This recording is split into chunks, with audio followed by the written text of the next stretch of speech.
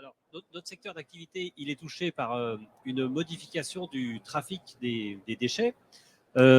Jusqu'à présent, on avait une circulation mondiale du déchet avec deux principaux producteurs, l'Europe et les États-Unis. Et tout ça transitait en direction de l'Asie, tout particulièrement la Chine, l'Afrique et l'Amérique du Sud. À partir de 2017, la Chine s'aperçoit que c'est pas si évident de recycler les déchets en provenance d'Europe. Donc, elle commence à mettre des réglementations qui interdisent l'importation des déchets. Donc, on se dirige non plus du marché mondial actuel, mais vers un marché qui se relocalise.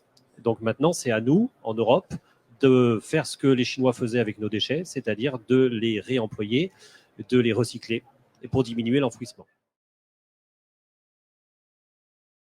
Les changements de pratique sont effectifs. Les entreprises trient sur chantier.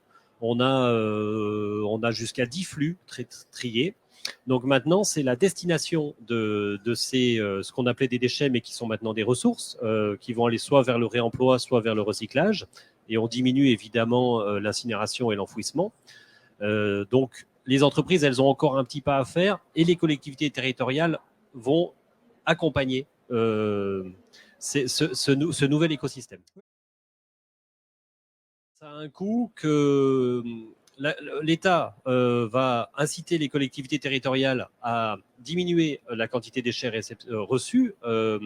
Et donc, forcément, il y a la taxe à l'enfouissement qui va tripler, qui est actuellement de 18 € la tonne, qui va passer à 65 € la tonne en 2025. Donc, c'est énorme. C'est une pression phénoménale qui est mise sur les collectivités pour ne plus qu'elles acceptent les déchets en provenance du bâtiment ou d'ailleurs, et qu'elles favorisent la mise en œuvre d'un écosystème, qu'elles accompagnent le développement de l'écosystème qui était en Chine jusqu'à présent et qui doit être chez nous maintenant.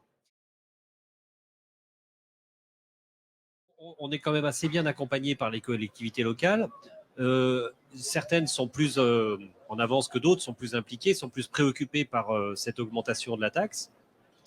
Donc, on est en discussion constante. Les solutions, c'est aujourd'hui l'écosystème, il existe. C'est-à-dire que vous avez depuis longtemps des entreprises d'insertion qui font du démontage et qui vont faire de la revente. Vous avez des entreprises de grande taille qui récupèrent les matériaux pour les réintégrer dans les chaînes de fabrication. Par exemple, le verre plat des vitres. La fenêtre, c'est quelque chose d'assez délicat parce qu'il faut que ça arrive très très propre dans les usines.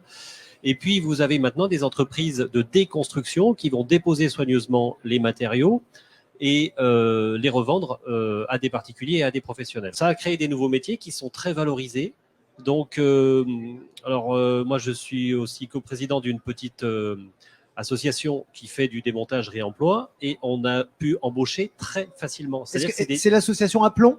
Voilà, c'est ça. Aplomb Ecomat. Ouais. Aplomb, c'est la branche formation et puis Ecomat, c'est la branche réemploi. Et à notre grande surprise, en 15 jours, on a pu embaucher 20 personnes pour démarrer notre premier chantier, ce qui est absolument inenvisageable dans le bâtiment. Parce qu'on a des gens, les facultés de France forment depuis plusieurs années des gens à l'entretien de l'environnement. On a des manœuvres dans le bâtiment qui ne trouvent plus de place parce que le bâtiment, c'est uniquement un métier d'expert. Et ces gens, ils sont tout contents de venir faire du démontage, parce qu'il faut une certaine compétence. Mais voilà. Bon. Donc, on crée de l'emploi très valorisé et très facilement. Et ça c'est formidable. Là, c'est le rôle des organisations professionnelles, donc la CAPEB pour le bâtiment, c'est effectivement d'accompagner les entreprises. Mais les entreprises, elles sont quand même à l'affût de toutes les évolutions. Des gens comme moi qui ont une vingtaine d'années de métier, on a traversé 2 crises, enfin 3 en comptant celle de quand j'étais encore stagiaire. 2 crises économiques fortes, des mutations très fortes dues aux économies d'énergie. Donc nos entreprises, elles sont habituées depuis les années 70, 80 à des mutations régulières. Dans l'énergie, là c'est dans le déchet, ça exige de la formation, ça exige pour ce qui est du déchet très peu de matériel. En fait, là on n'a pas besoin d'investissement. C'est de la bonne volonté en fait. C'est de la bonne volonté et c'est déjà quasiment en place. Ouais. C'est-à-dire que dans les collectivités, donc moi je suis issu de la région Aura, les pouvoirs publics ont mis en place depuis longtemps des déchetteries de plus en plus efficaces. Il y en a certaines qui sont vraiment très très bien, qui nous permettent de répartir les 10 flux très facilement, rapidement. Et il n'y a pas de frein majeur.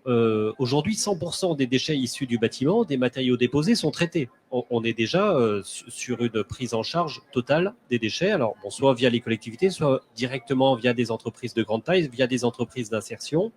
Mais il n'y a pas de révolution à venir. La révolution, elle va venir un petit peu des communautés de communes qui vont devoir se battre pour rajouter des plateformes. Parce qu'aujourd'hui, il manque des plateformes de récupération de déchets.